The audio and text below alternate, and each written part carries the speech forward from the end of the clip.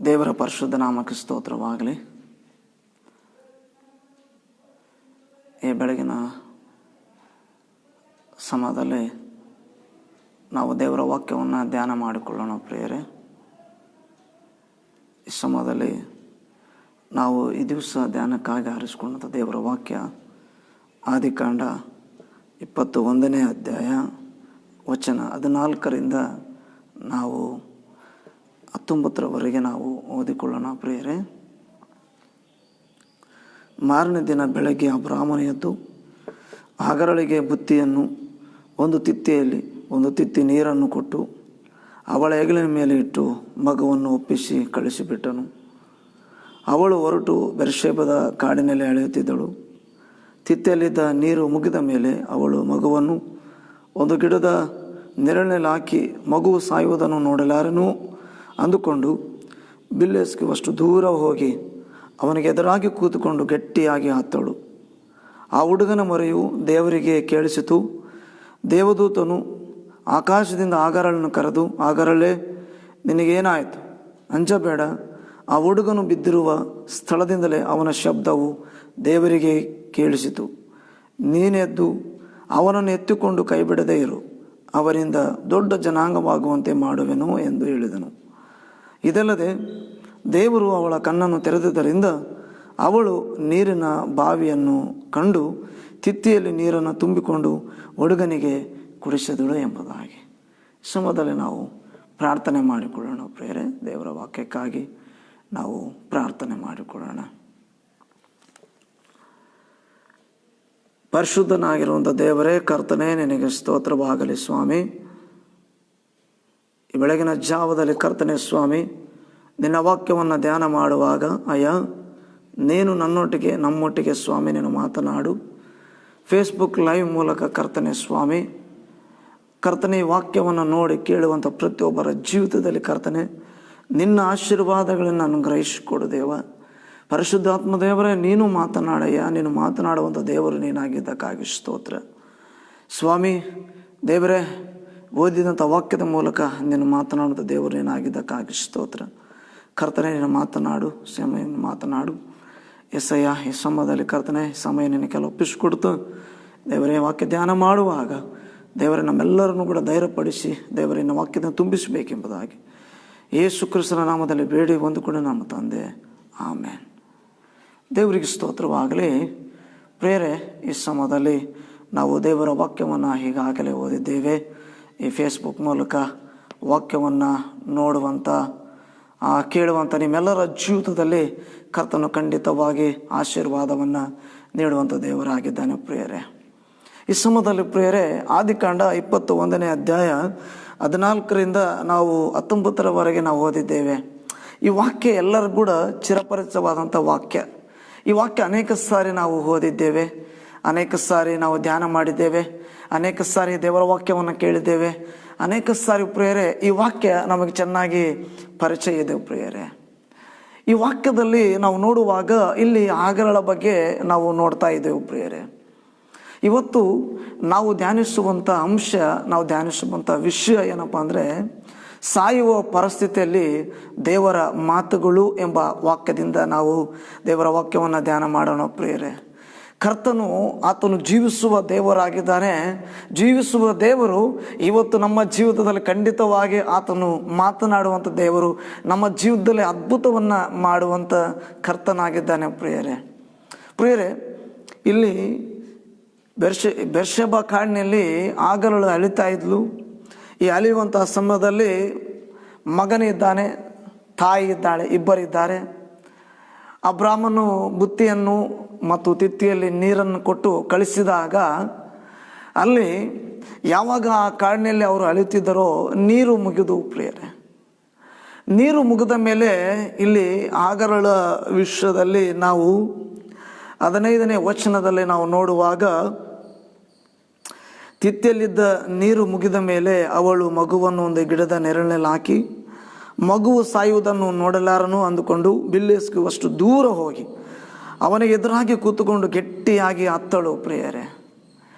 ಪ್ರಿಯ ಕರ್ತನಲ್ಲಿ ಪ್ರಿಯವಾದವರೇ, ಇವತ್ತು ಆಗರಳಿಗೆ ಸಮಸ್ಯೆ ನೀರಿನ ಸಮಸ್ಯೆ ಪ್ರಿಯರೇ.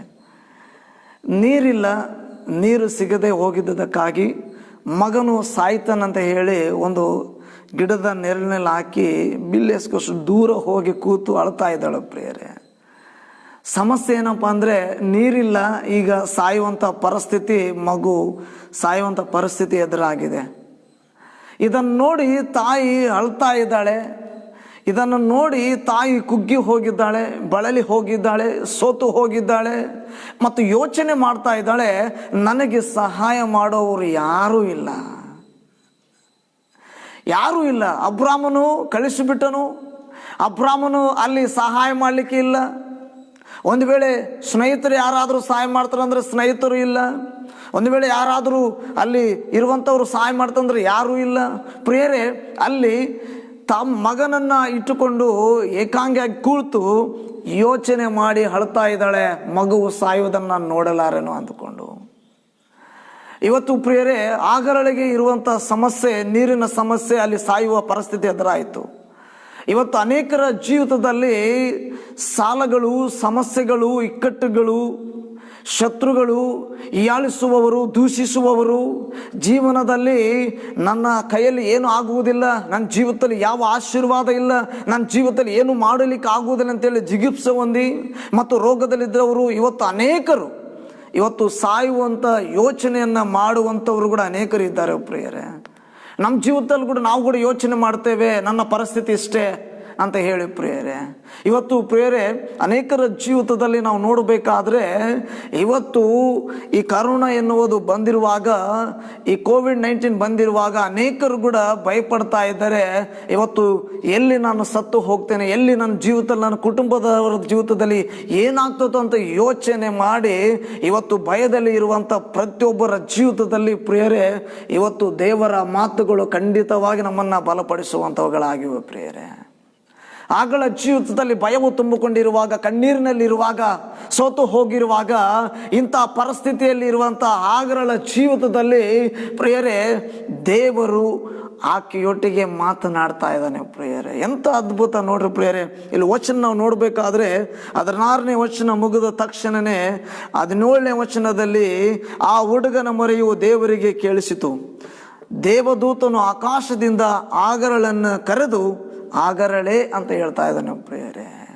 ಇವತ್ತು ನೀನು ನಾನು ಯೋಚನೆ ಮಾಡ್ತಾ ಇದ್ದೇವೆ, ನಮ್ಮನ್ನು ಮಾತನಾಡಿಸೋರು ಯಾರಿಲ್ಲ, ನಮ್ಮ ಜೊತೆಗೆ ಯಾರೂ ಇಲ್ಲ, ನಮಗೆ ಸಹಾಯ ಮಾಡೋರು ಯಾರೂ ಇಲ್ಲ, ನಮ್ಮ ಪರಿಸ್ಥಿತಿ ಇಷ್ಟೇ, ನಮ್ಮ ಮಕ್ಕಳ ಪರಿಸ್ಥಿತಿ ಇಷ್ಟೇ, ನಮ್ಮ ಜೀವನದಲ್ಲಿ ನಾವು ಹೀಗೆ ಇರಬೇಕು, ಹೀಗೆ ಕಷ್ಟಪಡಬೇಕು, ಹೀಗೆ ಭಯದಲ್ಲಿರಬೇಕು ಅನ್ನುವಂಥ ನಮ್ಮ ಜೀವಿತದಲ್ಲಿ ಪ್ರಿಯರೇ, ಈ ಬೆಳಗಿನ ಜಾವದಲ್ಲಿ ಖಂಡಿತವಾಗಿ ಕರ್ತನಾತನು ಮಾತನಾಡುವಂಥ ದೇವರಾಗಿದ್ದಾನೆ ಪ್ರಿಯರೇ. ಆಗಳ ಜೀವಿತದಲ್ಲಿ ಮಗುವು ಸಾಯುತ್ತದೆ ಮತ್ತು ಈ ಪರಿಸ್ಥಿತಿ ಎದುರಿಸಬೇಕಾದ್ರೆ ಆಕೆ ಭಯಪಡುವಂಥ ಸಮಯದಲ್ಲಿ ಪ್ರಿಯರೇ, ನಾವು ನೋಡ್ತಾ ಇದ್ದೇವೆ, ಇಲ್ಲಿ ವಾಕ್ಯದಲ್ಲಿ ನಾವು ನೋಡ್ತಾ ಇದ್ದೇವೆ, ಆಕೆಯು ಸಾಯುವ ಪರಿಸ್ಥಿತಿಯಲ್ಲಿ ದೇವರು ಆಕಣೆ ಹೆಸರಿಡಿದು ಕರೀತಾ ಇದ್ದಾನೆ ಪ್ರಿಯರೇ. ಎಲ್ಲಿಂದ ಗೊತ್ತ್ರಿ? ಪರಲೋಕದಿಂದ, ಆಕಾಶದಿಂದ ಆಕೆಯನ್ನು ಕರೀತಾ ಇದ್ದಾನೆ ಪ್ರಿಯರೇ. ಆಕಾಶದಿಂದ ಕರೆದು ಆಗರಳೆ ಅಂತ ಹೇಳ್ತಾ ಇದ್ದಾನೆ ಪ್ರಿಯರೇ. ಇವತ್ತು ನೀನು ನಾನು ಯೋಚನೆ ಮಾಡ್ತಾ ಇದ್ದೇವೆ, ನನ್ನನ್ನು ಕರೆಯುವವರು ಯಾರು ಇಲ್ಲ ಅಂತೇಳಿ. ಪ್ರಿಯರೇ, ನಿಮ್ಮ ಜೀವಿತದಲ್ಲಿ, ನನ್ನ ಜೀವಿತದಲ್ಲಿ ಕರ್ತನು ಆತನು ಕರೆದಿದ್ದಾನೆ. ಆತನು ಕರೆದು ನನ್ನನ್ನು, ನಮ್ಮನ್ನು ಪಾಪದಿಂದ ಶುದ್ಧಿ ಮಾಡಿ ನಮ್ಮನ್ನು ರಕ್ಷಣೆಯಲ್ಲಿ ನಡೆಸ್ತಾ ಇದ್ದಾನೆ ಪ್ರಿಯರೇ. ಇವತ್ತು ನಾವು ಯೋಚನೆ ಮಾಡಬಹುದು, ಕೇವಲ ಕ್ರಿಶ್ಚಿಯನ್ ಹೆಸರಿದ್ರೆ ಮಾತ್ರ, ಕ್ರೈಸ್ತರು ಅಂದರೆ ಒಂದು ವೇಳೆ ಈ ಪರಿಶುದ್ಧವಾದ ಗ್ರಂಥದಲ್ಲಿರುವಂಥ ಹೆಸರುಗಳಿದ್ರೆ ಮಾತ್ರ ದೇವರು ಮಾತನಾಡ್ತಾ ಅಂತೇಳಿ ನೀನು ನಾನು ಯೋಚನೆ ಮಾಡಬಹುದು ಪ್ರಿಯರೇ. ನಿನ್ನ ಹೆಸರು ಏನೇ ಇರಬಹುದು, ನಿನ್ನ ಹೆಸರು ಯಾವುದೇ ಇರಬಹುದು, ಕರ್ತನು ಖಂಡಿತವಾಗಿ ಆತನು ಮಾತನಾಡ್ತಾನೆ ಪ್ರಿಯರೇ. ಯಾಕೆ ಗೊತ್ತಾ? ನೀನು ದೇವರ ಸೃಷ್ಟಿಯಲ್ಲಿದ್ದೀಯಾ, ದೇವರ ಸ್ವರೂಪದಲ್ಲಿ, ದೇವರ ಹೋಲಿಕೆಯಲ್ಲಿ ಕರ್ತನನ್ನು ನನ್ನನ್ನು ಸೃಷ್ಟಿ ಮಾಡಿದ್ದಾನೆ ಪ್ರಿಯರೇ. ತಾಯಿಯ ಗರ್ಭದಲ್ಲಿ ಇರುವಾಗಲೇ ಆತನು ನೋಡಿದಂಥ ದೇವರು, ನಮ್ಮನ್ನು ಸೃಷ್ಟಿ ಮಾಡಿದಂಥ ದೇವರು, ಈ ಭೂಲೋಕವನ್ನು ನೋಡುವಂಥ ಕೃಪೆಯನ್ನು ಅನುಗ್ರಹಿಸಿಕೊಟ್ಟಂಥ ದೇವರು ನಿನ್ನನ್ನು ಹೆಸರಿಡಿದು ಕರೆಯುವಂಥ ದೇವರಾಗಿದ್ದಾನೆ ಪ್ರಿಯರೇ. ಆಗರಳು ಕಷ್ಟದಲ್ಲಿದ್ದಳು, ಸಮಸ್ಯೆಯಲ್ಲಿದ್ದಳು, ಅಲ್ಲಿ ಕಣ್ಣೀರಿನಲ್ಲಿದ್ದಳು, ಅಳುವಂಥ ಸಮಯದಲ್ಲಿ, ಸಾಯುವ ಪರಿಸ್ಥಿತಿಯಲ್ಲಿ ಆಗರಳೆ ಅಂತ ಕರೆದಂಥ ದೇವರು ಇವತ್ತು ನಿನ್ನನ್ನು ನನ್ನನ್ನು ಕೂಡ ಕರೆಯುವಂಥ ದೇವರಾಗಿದ್ದಾನೆ ಪ್ರಿಯರೇ. ಇವತ್ತು ನಿನ್ನ ಪರಿಸ್ಥಿತಿ ಎಂಥ ಪರಿಸ್ಥಿತಿ, ರೋಗನ, ಬಾಧನ, ಸಮಸ್ಯೆನ, ಸಾಲನ, ಸಂಕಟನ, ಇಕ್ಕಟ್ಟ, ಶತ್ರುಗಳ, ನೀನು ಎಂಥ ಪರಿಸ್ಥಿತಿಯಲ್ಲಿ ಇರಬಹುದು, ನಿನ್ನನ್ನು ದೇವರು ಕರೀತಾ ಇದ್ದಾನೆ, ನಿನ್ನನ್ನು ದೇವರು ಮಾತನಾಡಿಸ್ತಾ ಇದ್ದಾನೆ. ದೇವರ ವಾಕ್ಯಗಳು ಇವತ್ತು ನಿನ್ನೊಟ್ಟಿಗೆ ನನ್ನೊಟ್ಟಿಗೆ ಮಾತನಾಡುವಂಥವುಗಳಾಗಿವೆ. ಪ್ರತಿ ದಿವಸ ನೀನು ಪ್ರತಿ ದಿವಸ ಪ್ರತಿ ಕ್ಷಣ ನೀನು ಕೂತುಕೊಳ್ಳುವಂಥದ್ದು, ಹೇಳುವಂಥದ್ದು, ನಡೆಯುವಂಥದ್ದು ಪ್ರತಿಯೊಂದನ್ನು ಗಮನಿಸುವಂಥ ದೇವರಾಗಿದ್ದಾನೆ ಪ್ರಿಯರೇ. ನಾವು ಯೋಚನೆ ಮಾಡ್ತಾ ಇದ್ದೀವಿ ನಾವು ದೇವರ ಗಮನದಲ್ಲಿ ಇಲ್ಲ ಅಂತೇಳಿ. ಇಲ್ಲ ಪ್ರಿಯರೇ, ಆಗರಳನ್ನು ಗಮನಿಸಿದಂಥ ದೇವರು, ಆಗರಳನ್ನು ಹೆಸರಿಡಿದು ಕರೆದಂಥ ದೇವರು ಇವತ್ತು ನಿನ್ನನ್ನು ಕೂಡ ಗಮನಿಸ್ತಾ ಇದ್ದಾನೆ. ನಿನ್ನನ್ನು ನೋಡುವಂಥ ದೇವರಾಗಿದ್ದಾನೆ, ನಿನ್ನ ಪರಿಸ್ಥಿತಿಯನ್ನು ನೋಡುವಂಥ ದೇವರಾಗಿದ್ದಾನೆ, ನಿನ್ನನ್ನು ಹೆಸರಿಡಿದು ಕರೆಯುವಂಥ ದೇವರಾಗಿದ್ದಾನೆ ಪ್ರಿಯರೇ. ನೋಡು ಪ್ರಿಯರೇ, ಹೆಸರು ಹಿಡಿದು ಕರೆದನು ಪ್ರಿಯರೇ. ಇವತ್ತು ನಾವು ಕೂಡ ಹಾಡಾಡ್ತೀವಲ್ರಿ, ನಾನು ಸುಖವಾಗಿ ಬಾಳಬೇಕೆಂದು ನನ್ನನ್ನು ಸೃಷ್ಟಿ ಮಾಡಿದೆ, ನಾನು ನಿನ್ನ ಸ್ತುತಿಸಬೇಕೆಂದು ಹೆಸರಿಡಿದು ನೀ ಕರೆದೆ. ನಾವುಗಳು ಸುಖವಾಗಿರಬೇಕೆಂದು ಆತ ನಮ್ಮನ್ನು ಸೃಷ್ಟಿ ಮಾಡಿದ್ದಾನೆ ಪ್ರಿಯರೇ. ನಾವುಗಳು ಆತನನ್ನು ಸ್ತುತಿಸಬೇಕೆಂತ ಹೇಳಿ ಆತನ ಹೆಸರಿಡಿದು ನಮ್ಮನ್ನು ಕರೆದಂಥ ದೇವರಾಗಿದ್ದಾನೆ ಪ್ರಿಯರೇ. ನಮ್ಮ ಜೀವಿತದಲ್ಲಿ ಆತನನ್ನು ಸ್ತುತಿಸುವಾಗ, ಆತನನ್ನು ಆರಾಧಿಸುವಾಗ, ಆತನನ್ನು ಘನಪಡಿಸುವಾಗ, ಆತನಿಗೆ ಮಾನ ಪ್ರಭಾವಗಳನ್ನು, ಸ್ತೋತ್ರಗಳನ್ನು ಸಲ್ಲಿಸುವಾಗ ನನ್ನ ದೇವರ ವಾಕ್ಯದ ಮೂಲಕ ಆತನು ಬಲಪಡಿಸುವಂಥ ದೇವರಾಗಿದ್ದಾನೆ, ಮತ್ತೆ ಹೆಸರಿಡಿದು ಕರೆಯುವಂಥ ದೇವರಾಗಿದ್ದಾನೆ ಪ್ರಿಯರೇ. ಹಾಗರನ್ನ ಹೆಸರು ಹಿಡಿದು ಕರೆದ ಪ್ರಿಯರೇ. ಹಾಗರಲ್ಲ ಪರಿಸ್ಥಿತಿಯಲ್ಲಿ, ಸಾಯುವಂಥ ಪರಿಸ್ಥಿತಿಯಲ್ಲಿ ದೇವರ ಮಾತುಗಳು ಆಕೆಯೊಟ್ಟಿಗೆ ಮಾತನಾಡ್ತಿದೆ. ಕರ್ತನ ಆಕೆಯೊಟ್ಟಿಗೆ ಮಾತನಾಡ್ತಾ ಇದ್ದಾನೆ. ಇವತ್ತು ದೇವರ ವಾಕ್ಯಗಳು ನಿನ್ನೊಟ್ಟಿಗೆ ಮಾತನಾಡ್ತೇವೆ, ನನ್ನೊಟ್ಟಿಗೆ ವಾಕ್ಯದಲ್ಲಿ ಜೀವವಿದೆ.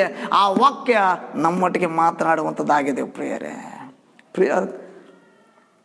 ದೇವರ ಸಭೆ ಕರ್ತನಲ್ಲಿ ಪ್ರಿಯವಾದವರೇ, ಸಾಯುವ ಪರಿಸ್ಥಿತಿಯಲ್ಲಿ ದೇವರ ಮಾತುಗಳು, ದೇವರ ವಾಕ್ಯಗಳು ಅಂತೇಳಿ ನಾವು ದೇವರ ವಾಕ್ಯವನ್ನು ಧ್ಯಾನ ಮಾಡ್ತಾ ಇದ್ದೇವೆ.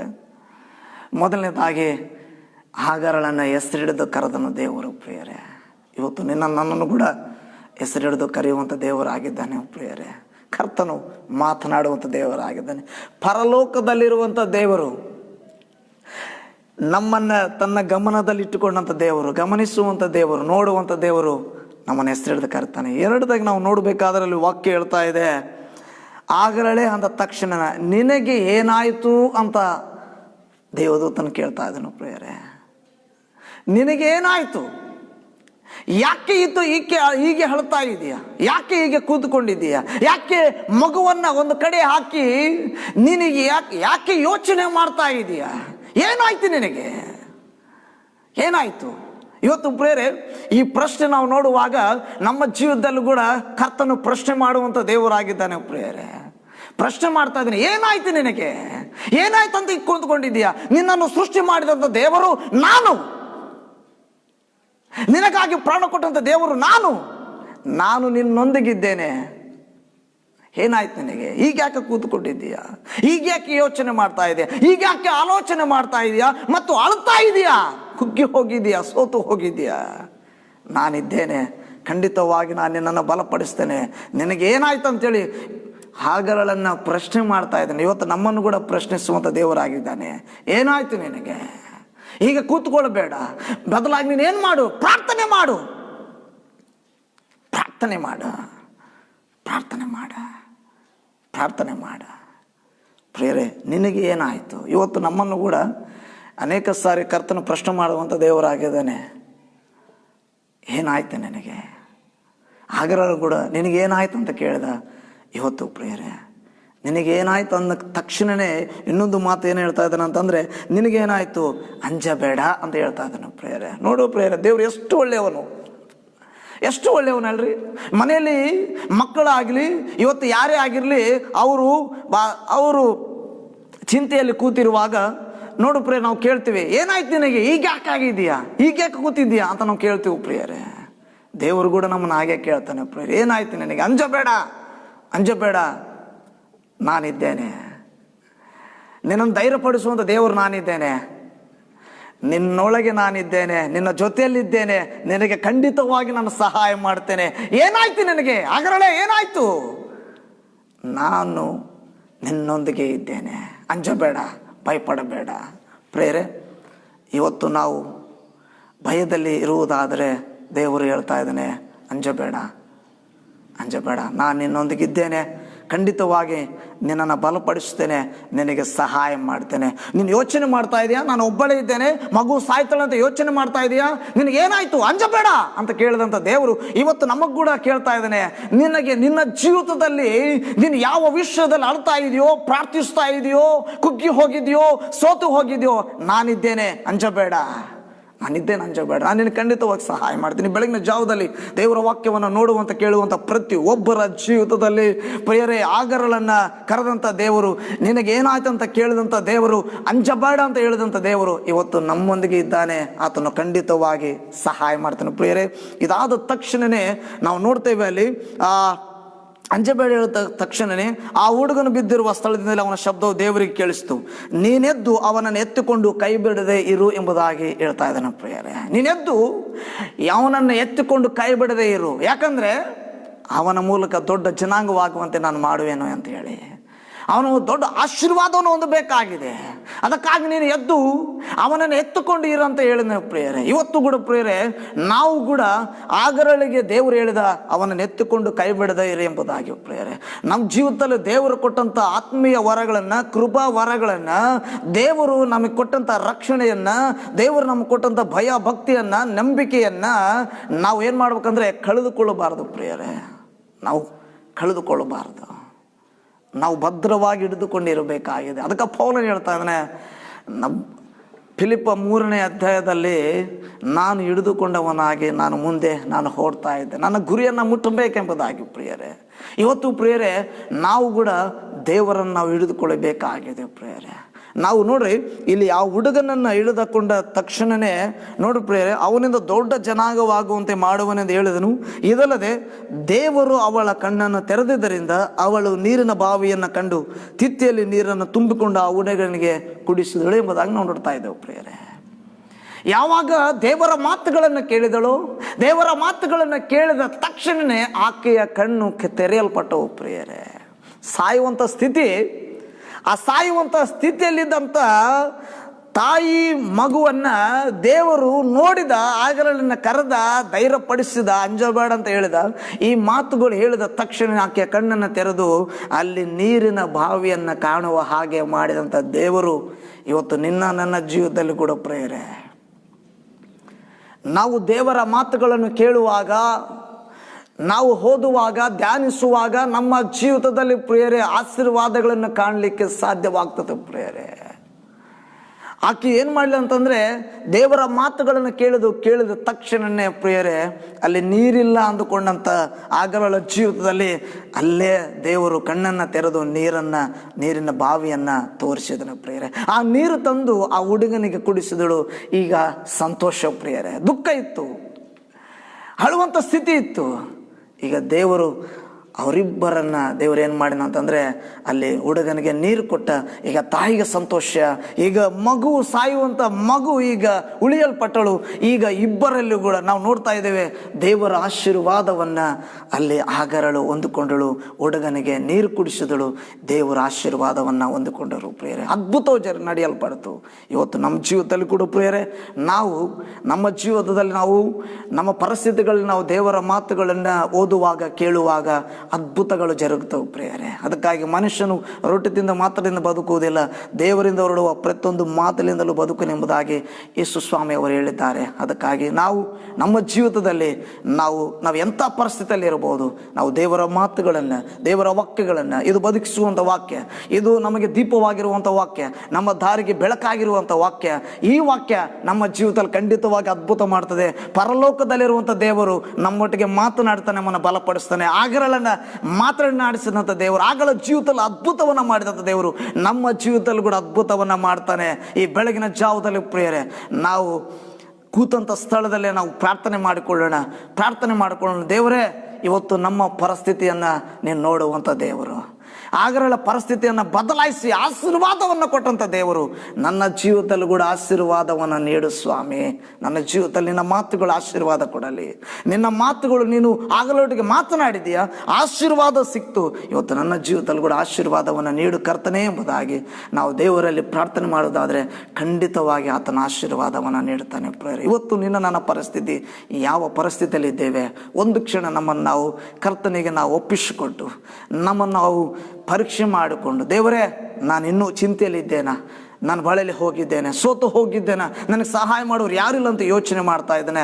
ಇವತ್ತು ಆಗಲೊಟ್ಟಿಗೆ ಮಾತನಾಡಿದ ದೇವರೇ ನನ್ನೊಟ್ಟು ಕೂಡ ಮಾತನಾಡ್ತಿದ್ದೆ, ಆಗಲ ಜೀವಿತದಲ್ಲಿ ಅದ್ಭುತ ಮಾಡಿ ದೇವರೇ ನನಗೂ ನೀನು ಮಾಡ್ತೀವಿ ಎಂಬುದಾಗಿ ನಂಬಿಕೆ ಇಟ್ಟು ಕರ್ತನಲ್ಲಿ ಪ್ರಾರ್ಥಿಸುವುದಾದರೆ ಖಂಡಿತವಾಗಿ ಆತನ ಅದ್ಭುತವನ್ನು ಮಾಡುವಂಥ ದೇವರಾಗಿದ್ದೇನೆ. ಒಂದು ಕ್ಷಣ ನಮ್ಮನ್ನು ನಾವು ದೇವರಿಗೆ ಒಪ್ಪಿಸಿಕೊಟ್ಟು ನಮ್ಮ ಜೀವಿತದಲ್ಲಿ ಕೂಡ ಈ ಆಶೀರ್ವಾದವನ್ನು ನೀಡು ಕರ್ತನೆ, ನಮಗೆ ಸಹಾಯ ನೀಡಿ ಎಂಬುದಾಗಿ ನಾವು ಪ್ರಾರ್ಥನೆ ಮಾಡಿಕೊಳ್ಳೋಣ. ಕಣ್ಣುಗಳನ್ನು ಮುಚ್ಚೋಣ.